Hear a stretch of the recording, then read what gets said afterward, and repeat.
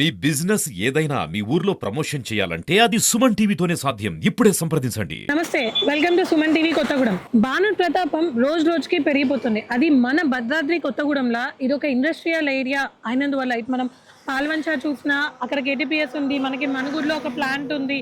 And Kothagudem local అయితే కంప్లీట్గా coal mines ఉన్న విషయం అందరికీ తెలిసిందే. అండ్ మనం భద్రాచలం చూసుకున్నా కూడా అక్కడ ఈ వేడికి నీరు అనేది లేకుండా ఇసుక అనేది వచ్చి అక్కడ వేడి అనేది ఎక్కువ ఉంది. ఓవరాల్ భద్రాద్రి కొత్తగూడెంలో చూస్తే మనం లాస్ట్ 1 వీక్ నుంచి కూడా 40 మినిమం టు 40, మరి నిన్నటికి నిన్నైతే 45 degrees.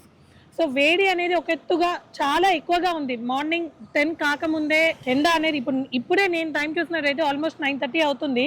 సో ఇప్పుడే ఎండ అనేది బాగా వస్తుంది. అదే మధ్యాహ్నం ఆఫ్టర్నూన్ 1-2 ఆ టైంకి వేడి గాలి, విపరీతమైన వేడి గాలి, పైన సూర్యుడు ఎండ ఒక ఎత్తు అయితే కింద రోడ్డు నుంచి వచ్చే ఆ మార్నింగ్ నుంచి కొట్టిన ఆ వేడి రేస్కి రిఫ్లెక్షన్ వల్ల సో ఆ ఎండ రిఫ్లెక్ట్ అయిపోయి వాహనదారులకి చాలా ఇబ్బందికరంగా అవుతుంది.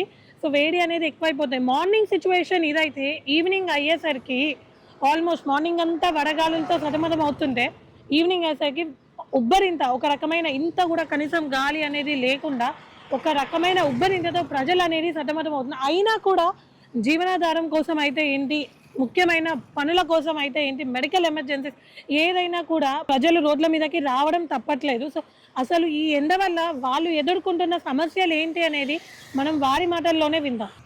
వేడి ఎక్కువ ఉంది కదా బాబాయ్, మరి ఎట్లా సోడాలు అమ్ముకుంటే ఇక్కడే ఎండకుంటున్నారు? ఇక్కడే ఉండాలి మరి, తప్పదు. వ్యాపారం చేయాలిగా. ఎక్కడి నుంచి వస్తారు? మరి కృష్ణా జిల్లా హనుమాన్ జంక్షన్. అక్కడ నుంచి వచ్చారా? ఇక్కడ నుంచి వ్యాపారం కోసం అక్కడ నుంచి ఇక్కడికి వచ్చాం. అక్కడ ఎట్లుంది, ఇక్కడ ఎట్లుంది? ఇక్కడ ఎక్కువగా ఉంది. ఇక్కడ ఎండ ఎక్కువ ఉందా? ఎక్కువ ఉంది. మాది తక్కువ ఉంటుంది, ఇక్కడ ఎక్కువ ఉంటుంది. మాది ఆంధ్ర కాబట్టి చేపల చెరువు, రొయ్యల చెరువు మాకు ఎక్కువ కాబట్టి అక్కడ హీట్ తక్కువ ఉంటుంది, ఇక్కడ కొంచెం ఎక్కువ ఉంటుంది. కొత్తగూడెంలో హీట్ ఎక్కువ ఉంది. ఎన్ని సంవత్సరాల నుంచి ఉంటున్నారు బాబాయ్? నేను 13 సంవత్సరాల నుంచి వచ్చి ఇక్కడికి. 13 సంవత్సరాల నుంచి ఇదే వ్యాపారమా? చెరుకు మిషన్ పెట్టి తర్వాత తీసి సోడా బండి కొన్నా. 3 సంవత్సరాల నుంచి సోడా బండి పెడుతున్నా. పోయిన సంవత్సరం వేడి ఎక్కువ ఉందా, ఇప్పుడు ఎక్కువ ఉందా? ఇప్పుడు కూడా ఉంది. పోయిన సంవత్సరం ఉంది, ఈ సంవత్సరం కూడా ఎక్కువగా ఉంది. ఎక్కువనే ఉందా?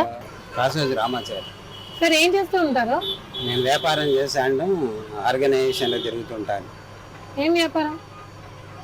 రెడీమేడ్. సో మనకి ఎండలు అనేటివి ఎలా ఉన్నాయి ఈ సంవత్సరం?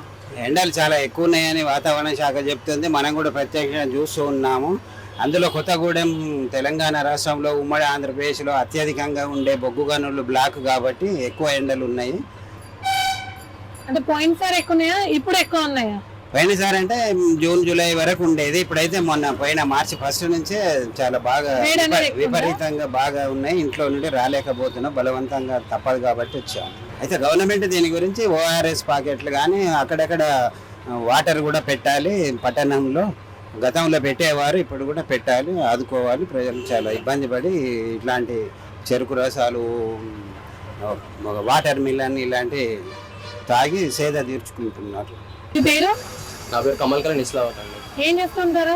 యాక్చువల్గా అయితే నాది బీటెక్ కంప్లీట్ అయిపోయింది. రీసెంట్లీ ఇక జాబ్స్ లేక ఏంటంటే ఇప్పుడు సీజన్ కదండి, ఇక ఎండలకి చాలా ఇక డిహైడ్రేట్ అయిపోతున్నారు కదా, సీజన్లో బాగా వస్తున్నారు జనాలు కదా అన్నట్టు. సీజన్లో జనాలు బాగా వస్తున్నారని చెప్పి ఇక జ్యూస్ పాయింట్ అనేది మెయింటైన్ చేస్తున్నాం. పోయిన సంవత్సరం కన్నా ఈ సంవత్సరం చాలా ఎండ ఇంకా చాలా ఎక్కువ అవుతుంది. ఈ ఎండకి మనుషులు తట్టుకోలేక ఈ జ్యూసులు అని చెప్పి అవి వాళ్ళకి చెయ్యలేక ఇక మేము మలిసిపోతున్నాం, ఐస్ అని చెప్పి వాటికి అని చెప్పాలి. దానివల్ల ఇప్పుడు ఎండలు ఎట్లా ఉంటుంది, ఇంకా ఏప్రిల్ మే చాలా ఉంది, ఇంకా నెక్స్ట్ మంత్ ఇంకా హెవీగా ఉంటుంది ఎండ. ఇక ఆ ఐస్లో ఇక జ్యూసులు చెయ్యలేక ఏంటంటే మా చేతులన్నీ ఇక కరిగిపోతున్నాయండి.